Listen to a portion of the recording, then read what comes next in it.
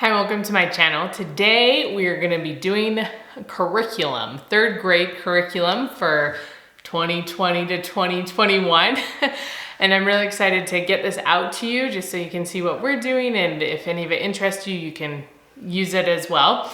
And so if you are new to my channel, I created this channel as a homeschooling resource to do what I'm doing today, to give you curriculum ideas, organizational ideas. I do unboxings occasionally, and I give different spiritual insights that help us in our homeschool space. So if you're interested in those things, please hit that subscribe button and let's get into this. First of all, you might want to grab a bag of popcorn or a drink or something, because these videos usually are a little bit longer. As I go through everything, it just takes a little bit more time. And so just get something, sit back, relax, and enjoy the show. So let's first start off. We like to start our morning with scripture study. So as a member of the Church of Jesus Christ of Latter-day Saints, we are studying the Book of Mormon this year. We rotate through the Book of Mormon, the Doctrine and Covenants, and the Bible. So we do the Old Testament and the New Testament. So it changes every single year. So this year I've been creating my own kind of curriculum for the Book of Mormon. So it's Come Follow Me. So every month I put these out and download them. So obviously this is not what we're going to be using in the fall, this specific one. But I haven't made those yet. So I'm just showing you this is what it looks like. So it has different activities in here, and it has a scripture that for the week that goes along with what we're talking about in church, that they can practice their handwriting. So there's a lot of fun activities. And so this is what we're gonna start with my third grader. He's gonna continue doing this in the morning. And so that's worked well for us so far this year, and excited to keep going with that. So for math, we are going to be doing the Moffat Girls again. Last year I said we might change to Matthew C, because that's another one I've heard is really good, but I've never tried it. So if you're looking for something, that might be one to check out as well. But the Moffat Girls came out with third grade curriculum. And so this will be our last year doing the Moffat Girls. And I have, preschool through third grade of her stuff for math, and I absolutely love it. It's not completely prepped yet. I'm still working on it, but I'm gonna show you some of the things I do have. So all of her stuff, you can get it on Teachers Pay Teachers, and everything will be linked below on my blog post, so you can go and find it. But all of her stuff comes with the no prep pages, so that's what this is. And it's just a booklet, and there's tons of different activities. So this first unit in third grade is gonna be place value. And so it has tons of these pages that you don't have to prep. I like to put them in a booklet like this, just so I have them all here and I can see what they haven't done. So if they need something at the end of the year or they need more practice, I just have all the pages here. I know some people like to just print them out as they need them, because they might not use all these pages, or it can get kind of pricey to prep everything. So they might not want to do it like this, but this is just what's worked best for us. And I know on the Moffat Girls Facebook page, they usually have a lot of moms that give a lot of different ideas of how they store their math curriculum, or how they like to print it out, or just ways that they found it works. So some of those might work better for you than the way that we do it. So along with the no prep pages, there also are centers that come with it. So I put them in these bins, and I just prep them all and laminate them, because I know I have 4 kids that are gonna go through this. If you don't have 4 kids, or maybe you just don't wanna do all that work or spend the money on it, then you can just print out what you need when you need it. So in here, I'm just gonna pull out a couple and show you. So this is for place value. It has a little instruction card that comes with it, and then it has the different activity things that you can do. So this is an example, and then they'll have the little balloons in here as well that I've laminated, and so those go with these worksheets. And so that's just one example of one of the centers in here. And the thing that I really love that she started doing, I think a couple years ago, she hasn't always done this, is she now does lesson plans for everything. So these are something I have not finished printing out. So this is an example. I still have 4 more units to print out, but this is what I like to do for them. This is my second grade curriculum. And so you can put tabs over here to mark all the different units, and then you open it up and it just has everything right here where you need it. So her lesson plans, I was just gonna give you an example with these ones that are not bound yet, and they're kind of a mess. So for unit 1, right here, it has lesson 3, and it'll go through what your goal is, what they're supposed to be learning, what you could review, a hook, so just something to get them interested in it, a mini lesson, and then it gives you down here the centers and the practice pages that would work for that. So this is the part that I use the most. These other things I don't use as much, but I'll just kind of teach them as we open it up in their book or the center. But down here, it'll give you exactly what you could give them to learn these things. And then she also usually puts at the end what pages you don't use or centers you don't. So if you want to do review or they're struggling, she also gives you ideas down here of if they need help, some extra pages they can do, or if they're advanced, things that maybe would be more helpful for them if they're getting bored or whatever. So I feel like it's extremely thorough. Like I said, it requires a little bit of prep. It is a little bit pricey. I bought in at the beginning of the bundle, and so it was a lot cheaper then, but then I think the bundle is complete now, so it's a little bit more pricey. But if you look for sales on Teachers Pay Teachers, it's not too bad. And then you prep it, or you can just buy the unit separately if there's something that stands out to you and you want your kids to focus on more. So I've really, really loved using her stuff, and you'll see it throughout a lot of things we do because it's some of my favorite. So the next thing that we're going to talk about is reading. So this year we're gonna do something a little different with reading. We've done all about reading for my 3rd grader for the last couple years, and I've really loved it, and he's almost finished with all 4 levels of that. And so we're gonna try something different, and this idea comes from Confessions of a Homeschooler, which is also another blog that I just love to follow. Again, everything will be linked below for her. And so she has a 3rd grade reading list, and so she suggests something that she's found with her kids as she's homeschooled them. If she lets them pick what books to read, then they are more engaged in it and more excited to read. And so that's what we're gonna do this year is, you know, it's within boundaries. So I have just a few books to show you here. So like Mr. Popper's Penguin, she has a lot of these classic starts, so Robin Hood and Tom Sawyer. And then she has lap books to go with them. So she'll give them a variety of books that, you know, she's okay with them reading, and pick 5 to 6 for about a 3rd grader if they're reading a chapter a day. And then she has lap books that you can purchase. These are about $5 a piece and a little bit cheaper if you buy more. So she doesn't have them for every single book ever, obviously, but for a lot of books on her list, she has them. And so then you can open it, and it has different activities for the different chapters, and she gives you a little like lesson layout that you can do. So on this day, I'll maybe talk about the penguin food chain, or you know, you can talk about the types of penguins after you read this chapter. So that's what she has for all of those, and just a way to keep them involved in the book and test comprehension and things like that. So I'm gonna let him pick out of a variety of books, and then I'll make the lap books for him, and he can fill them in as he reads the books. And I think he's really gonna like it because he's just gotten really fast at reading. And so something else we're gonna do, he's really, really fast at reading to himself. And so when he reads out loud, you can't understand it very well at all. And so I'm gonna have him read at least twice a week to his youngest sister, who's 3, just so he can read out loud and practice reading out loud so we can understand it and it's not all like slurred together in a mess. So that was just something that me and my husband were thinking, oh, maybe this will help him, because we don't want him to just not read out loud at all, but we also want him to have his independent reading also. So we were trying to find something that might work in between. So for spelling, we're doing the same program we've been doing for several years.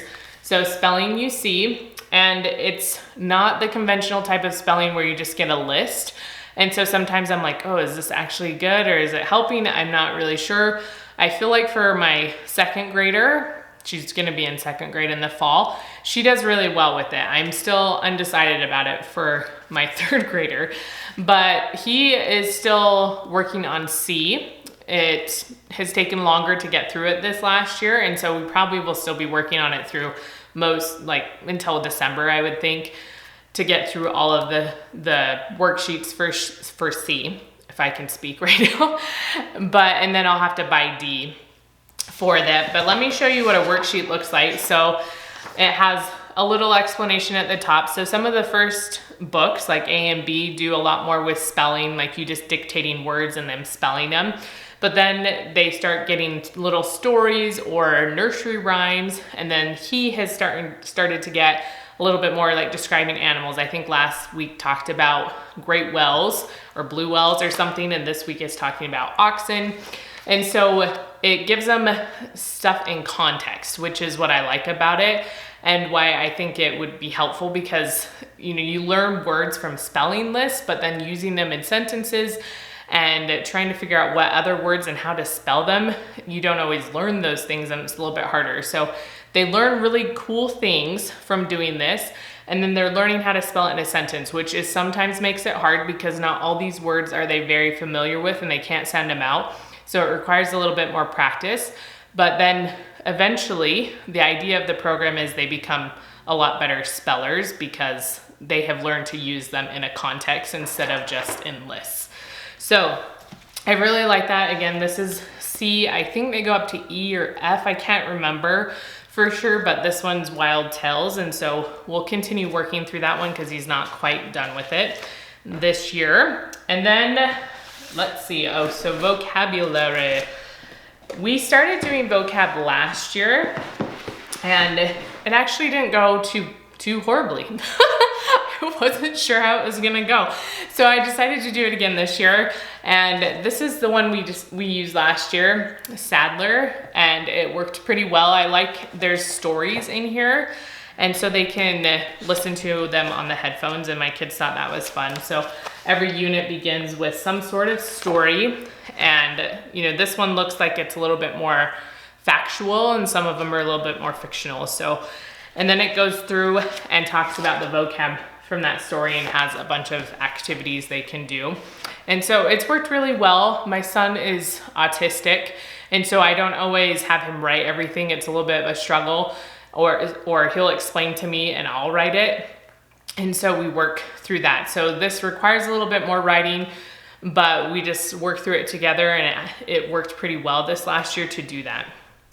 So along with vocab, we also do, what is this? I don't even know, grammar. It like went right from my brain.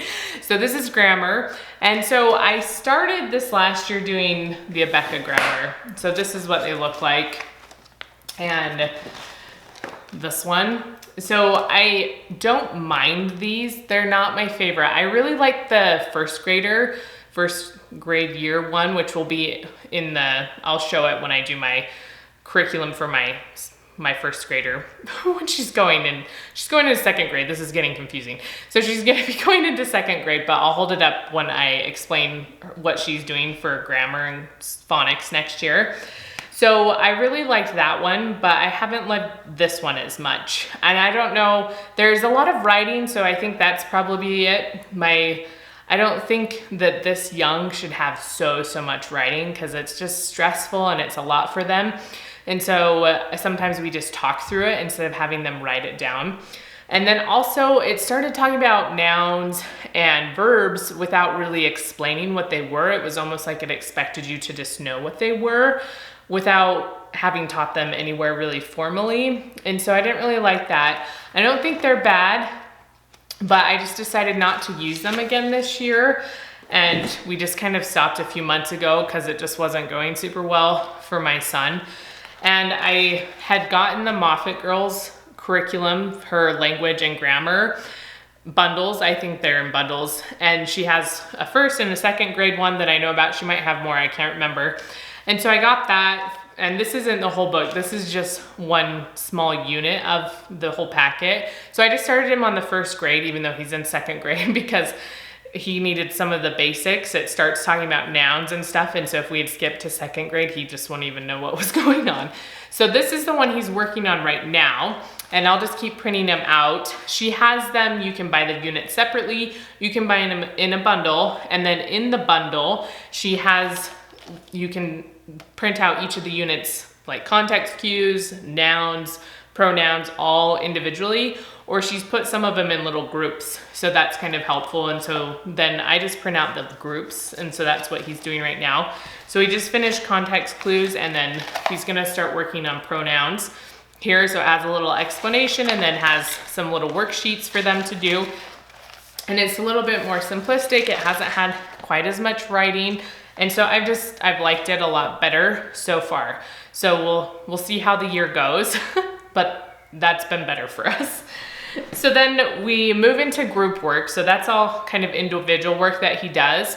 And it usually takes an hour and a half to 2 hours. It kind of depends on how they're moving that day. Sometimes they can get it done really quick, and other times we're all gonna go crazy is about what's gonna happen, but usually 2 hours at the most. So for art, we tried to use this book last year, and I just wasn't doing a good job about using it. And a lot of times with like their geography curriculum, there's some sort of art projects, and we also get Kiwi crates, so there's art projects there. So I wasn't as good about getting this, like prepping this stuff and using this. So we'll probably use this a little bit this next year. Again, we'll have stuff from geography that leads to crafts, but then I also have these little notebooks for them they're watercolor paper, they're mixed media paper, so it's a little bit thicker, but where we can go outside and they can do some watercolor, so some nature schooling type stuff more for art. And I have these little water pens, so you can just fill them with water and they can do their watercolors outside. So that's kind of my goal for this next year, is it'll be kind of a mix of stuff for art and not just one thing specifically. So we'll see how that goes. But speaking of geography, we have been doing Confessions of a Homeschooler's travel, like road trip the USA, I think is what it's called. And for the last 2 years, and so we're moving on from that. We're almost done talking about the states. Through the summer we'll be done. And so we're gonna talk about the world. She has this one. So Expedition Earth, that's what we're gonna move on to. And again, she has very thorough lesson plans. She goes through, day 1, day 2, day 3, as you're just kind of getting into it. And then she has more specific things as well. There's different activities, there's fun facts. Sometimes there's food, so this is a recipe for food. And I just have really loved it. I love doing the USA one, and so I'm excited to do the world one. And then it also comes with the student packet. And I just had my husband print these at the university because it's cheaper. So, because he works there. It's not just cheaper because he works there, but it's just cheaper than at Staples. So if you live by a university, you might want to try their printing place because it might be cheaper than going to like Staples and doing it. But this is the kids' workbook. And so it has little things that they can do. These get pasted into a lap book if you want to do that. It has the flag. This is for Russia that they can color. And so it has lots of different activities they can do. There's postcards if they want to fill them out, and you can laminate them or you don't have to. So there's a lot of fun activities in here, and she has done a really, really good job. And so I'm excited to do that with my kids, and we just spend some time as a group doing it. And they're still pretty small, so we don't go into stuff really extensively, but we still like to learn, and they love, if there's food involved, they love to make food. So the next thing is science. And for the last couple of years, I've been doing elemental science. I believe that's what it's called. I never can remember.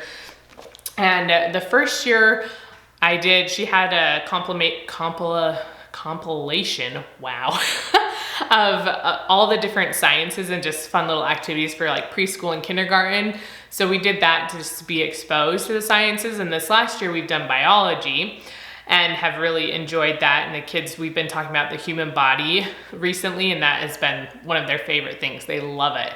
And so that's been really fun. And so next year we're gonna do earth science and astronomy.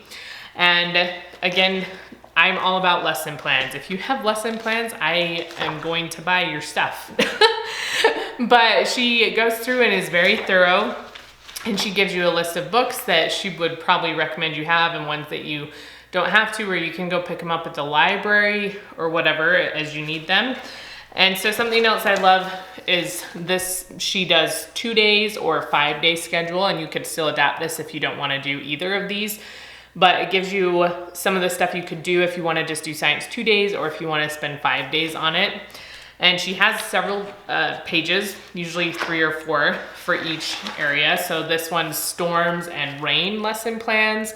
And it usually has an experiment or a demonstration. It goes through some questions. She has quizzes you can ask them. I just kind of use it as a refresher of what we talked about the previous week. And so I really, really enjoyed using this. And so again, it'll be linked below because I can't remember all the names and everything, and it'll just be easier if you can just go click on a link, because that's what I like to do. So I think the last thing I wanted to mention, or maybe there's a couple more things actually for him, is I'm undecided if we're gonna do writing. Yeah, again, if it's a group thing, it might be okay, but individual writing is still a little bit hard for my 3rd grader.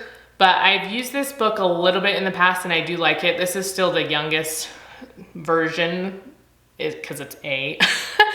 So we have not progressed very far, but I have liked this one, and it just gives little prompts every day and activities that you can do with your kids to help them brainstorm ideas and write things down and just kind of learn how to develop a story. So this is Write Shop, if you can't see that. So we might use this. I'm still undecided about that. And then for typing, because my son's gonna start typing this next year, we're going to use, let me look at my notes, Learn to Type. This was recommended by Confessions of a Homeschooler. So if you have one that you love, please link it below, because I'd love to see what you guys like to use. And it's free. From what I can see, you just sign up and set about 10 minutes a day. So we're gonna try that and see how it goes. And I don't even know what to expect. I didn't start typing until I was in 9th grade. So I'm excited for my son to try this and see if he likes it. I don't know. And then one last thing I wanted to mention is on Fridays, we started this last year doing game schooling. So I just have a bunch of, math, reading games, geography. And so we just spend the morning playing games, just a little break from routine, which my kids have really liked, instead of just the same old thing all the time. And so I will pretty soon be having a video, posting a video about some of the games that we like to use and the ones that I think have been the most helpful in still keeping with math and reading and that kind of thing. So I think that's all. I think that's our curriculum. It's a lot, but we go through it pretty quickly. Usually we're done by lunchtime with everything that we need to do for the day, and then my kids can just play. So if you have any questions, please post them below. Please post what curriculum you like to use, because I would love to hear about it and to see it. And if you made it through this video, please give me a thumbs up, because I would love to see that you like this video. And we will see you soon, I hope.